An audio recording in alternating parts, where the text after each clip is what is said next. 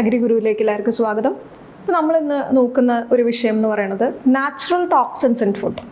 അപ്പോൾ നിങ്ങളത് കേൾക്കുമ്പോൾ നിങ്ങൾക്ക് തോന്നുന്നുണ്ടാവും എന്തായിരിക്കും അല്ലേ? നമ്മുടെ ഭക്ഷണത്തിൽ നാച്ചുറലായിട്ട് ചില ഘടകങ്ങൾ കാണുന്നുണ്ട്. അത് നമുക്ക് എപ്പോഴും അവർക്ക് ദോഷമുണ്ടാവുന്നതാവണമെന്നില്ല, പക്ഷെ അത് കഴിക്കുന്ന നമുക്ക് ചെറിയ ചെറിയ പ്രശ്നങ്ങൾ ഉണ്ടാക്കാം.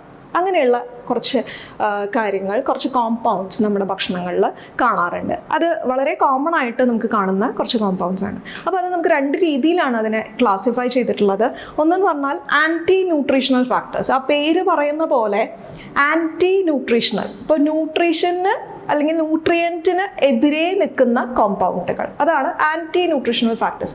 എതിരെ നിൽക്കുക എന്ന് പറഞ്ഞാൽ അവരെന്താ ചെയ്യുക വെച്ച് കഴിഞ്ഞാൽ ഏതെങ്കിലും ഒരു കോമ്പൗണ്ട്, ഇപ്പം നമ്മുടെ ആൻറ്റി ന്യൂട്രീഷണൽ ഫാക്ടേഴ്സ് ഏതെങ്കിലും ഒരു സാധനം എന്താ ചെയ്യുക, ഏതെങ്കിലും ഒരു മിനറലിനെ ബൈൻഡ് ചെയ്ത് വെച്ചിട്ട് അതിനെ അബ്സോർബ് ചെയ്യാൻ, നമ്മുടെ ഡൈജഷൻ കഴിഞ്ഞിട്ട് നമ്മുടെ ശരീരത്തിലേക്ക് വലിച്ചെടുക്കാൻ പറ്റാത്ത രീതിയിൽ അതിനെ മാറ്റിവെക്കുകയാണ്, അതിൻ്റെ ഘടനയെ മാറ്റിവെക്കുകയായിരിക്കും ചെയ്യുന്നുണ്ടാവുക. അതാണ് ആൻറ്റി ന്യൂട്രീഷണൽ ഫാക്ടേഴ്സ്. ഇനി ഇത് കൂടാതെ ആൻറ്റി ന്യൂട്രീഷണൽ ഫാക്ടേഴ്സ് അല്ലാതെ വേറെയും പല ടോക്സിക് സബ്സ്റ്റൻസസ് നമ്മുടെ ഭക്ഷണങ്ങളിൽ കാണാറുണ്ട്. അവരുടെ ഒരു പ്രത്യേകത എന്ന് പറയുന്നത് അവർ നമുക്ക് ഈ എന്തെങ്കിലും ഒരു ബുദ്ധിമുട്ടുകൾ ഉണ്ടാക്കാറുണ്ട്. ഇപ്പോൾ അലർജി പോലത്തെ എന്തെങ്കിലും ബുദ്ധിമുട്ടുകൾ, അത് ദഹിക്കാൻ എന്തെങ്കിലും ബുദ്ധിമുട്ട്, അങ്ങനത്തെ കുറച്ച് കാര്യങ്ങളാണ് നമ്മുടെ ഈ പറയുന്ന അതർ ടോക്സിൻ സബ്സ്റ്റൻസസ് നമ്മൾ ചെയ്യാറുള്ളത്. ഇതൊക്കെ നാച്ചുറലി നമ്മുടെ ഭക്ഷണത്തിൽ കാണുന്നതാണ്. അവർക്ക് ഇതൊരു എന്താ പറയുക, പ്രൊട്ടക്റ്റീവ് മെഷർ ആയിരിക്കും. ആ ഫുഡ് പ്രത്യേകം ഈ കാണുന്ന ടോക്സിൻസ് എന്ന് പറയുന്നത് ആ ഫുഡിന് ടോക്സിൻ ആയിരിക്കില്ല, പക്ഷെ അത് കഴിക്കുന്ന നമുക്ക് മാത്രമായിരിക്കും അതൊരു ടോക്സിക് ഇഫക്റ്റ്. ടോക്സിക് എന്ന് പറഞ്ഞാൽ വിഷം എന്ന് നമുക്ക് പറയാനായിട്ട് സാധിക്കില്ല.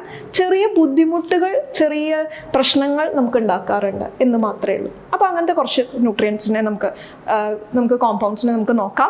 അത് ആദ്യത്തെ ആൻറ്റി ന്യൂട്രീഷണൽ ഫാക്ടേഴ്സ് നമുക്ക് വരുന്ന പലതും വരാറുണ്ട്. അതിൽ ഇൻക്ലൂഡഡ് ആണ് trypsin inhibitor, phenolic compounds, cyanogenic glycosides, avidin, oxalate, phytate പോലത്തെ സാധനങ്ങൾ. അപ്പോൾ ഏറ്റവും എളുപ്പത്തിൽ നമുക്ക് ഓർത്ത് വയ്ക്കാൻ, നിങ്ങൾക്ക് പറഞ്ഞാൽ മനസ്സിലാവുന്ന ഒരു സാധനം എന്ന് പറയുന്നത് ഈ ഓക്സലേറ്റ്സും ഫൈറ്റേറ്റ്സും ആണ്. നമ്മൾ ഭയങ്കരമായിട്ട് കേൾക്കാറുള്ളതാണ് ഫൈറ്റേറ്റ്സ് അല്ലെങ്കിൽ ഫൈറ്റിക് ആസിഡ് എന്നൊക്കെ പറഞ്ഞ് നമ്മൾ കേൾക്കാറുണ്ട്. ഇപ്പം നമ്മൾ പറയാറുള്ള മില്ലറ്റുകൾ, അല്ലെങ്കിൽ നമ്മൾ പറയാറുള്ള മില്ലറ്റ് എന്ന് പറഞ്ഞു കഴിഞ്ഞാൽ ചെറുധാന്യങ്ങൾ അല്ലേ, അതിൽ നമുക്ക് ഈ പറയുന്ന ഫൈറ്റിക് ആസിഡ്, ഫൈറ്റേറ്റ്സ് കൂടുതലായിട്ട് കാണാറുണ്ട്. ഇതുകൂടാതെ നമുക്ക് നമ്മുടെ പല പയറുവർഗ്ഗങ്ങളിൽ കാണാറുണ്ട്, ഇലക്കറികളിൽ കാണാറുണ്ട്. അപ്പോൾ ഇവരെന്താ ചെയ്യാന്ന് വെച്ച് കഴിഞ്ഞാൽ ഈ ഫൈറ്റേറ്റ് ഒക്കെ വന്നു കഴിഞ്ഞാൽ, അല്ലെങ്കിൽ ഓക്സലേറ്റ് ഒക്കെ ഉണ്ടെങ്കിൽ അത് നമ്മൾ ആ ഭക്ഷണത്തിൽ അടങ്ങിയിട്ടുള്ള, അല്ലെങ്കിൽ അതിൻ്റെ കൂടെ കഴിക്കുന്ന ഭക്ഷണത്തിൽ അടങ്ങിയിട്ടുള്ള കാൽഷ്യത്തിനെയോ അയണിനെയോ ഒക്കെ പിടിച്ചു വെക്കും. അതായത് കാൽഷ്യം ഓക്സലേറ്റ് ആയിട്ട്, അല്ലെങ്കിൽ എന്താ പറയുക, കാൽഷ്യം ഫോസ്ഫേറ്റ് ആയിട്ട് ഒക്കെ ആയിട്ട് അതിലിരിക്കും.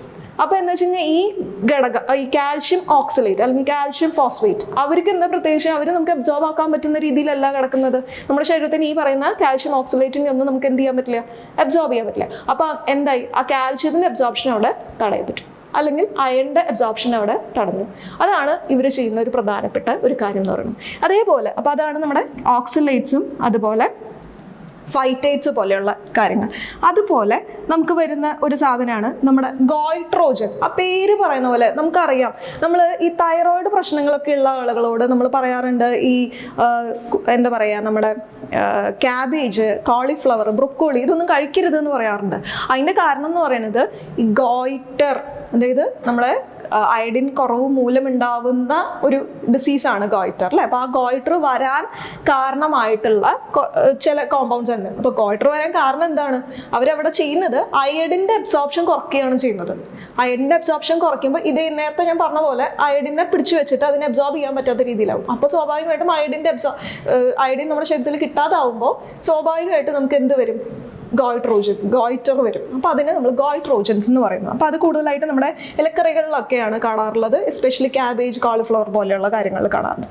ഇനി ഇത് അവിഡിൻ, അതും നിങ്ങൾക്ക് പെട്ടെന്ന് പറഞ്ഞാൽ മനസ്സിലാവുന്ന ഒരു കാര്യമാണ്. അത് എഗ് വൈറ്റ് ഇഞ്ചുറി എന്ന് നമ്മൾ പറയാറുണ്ട്. എഗ് വൈറ്റിൽ, മുട്ട അത്രയും നല്ലൊരു സാധനമാണ് അല്ലേ, പക്ഷെ ആ എഗ് വൈറ്റിൽ കാണുന്ന ഒരു സാധനമാണ്, ഒരു പ്രോട്ടീനാണ് അവിഡിൻ എന്ന് പറയുന്നത്. ആളുടെ ഒരു പ്രത്യേകത എന്ന് പറയുന്നത് ബയോട്ടിൻ എന്ന് പറയുന്ന ഒരു ന്യൂട്രിയൻറ്റ് അല്ലേ, ബയോട്ടിൻ്റെ അബ്സോർപ്ഷനെ കുറയ്ക്കുന്ന ആളാണ്. അപ്പോൾ അത് ഏറ്റവും എളുപ്പത്തിൽ നമ്മൾ പറഞ്ഞാൽ നിങ്ങൾക്ക് മനസ്സിലായത്, നമ്മൾ പച്ചമുട്ടയൊക്കെ കഴിച്ചു കഴിഞ്ഞാൽ നമ്മളിങ്ങനെ പറയില്ലേ, നമ്മൾ ഇങ്ങനെ ഫ്രീക്വൻ്റ് ആയിട്ട് ശ്വാസം എടുത്ത് വിടണം എന്ന് പറയില്ലേ, ബോഡി ഇത്തിരി ടെമ്പറേച്ചർ കൂടാൻ വേണ്ടിയിട്ടാണ്. എന്നുവെച്ചാൽ ആ ചെറിയൊരു ടെമ്പറേച്ചർ ഡിഫറൻസസിൽ വരെ ഈ പറയുന്ന എവിഡിൻ ഇല്ലാതായി പോകും. അപ്പോൾ അതാണ് എവിഡിൻ എന്ന് പറയുന്നത്.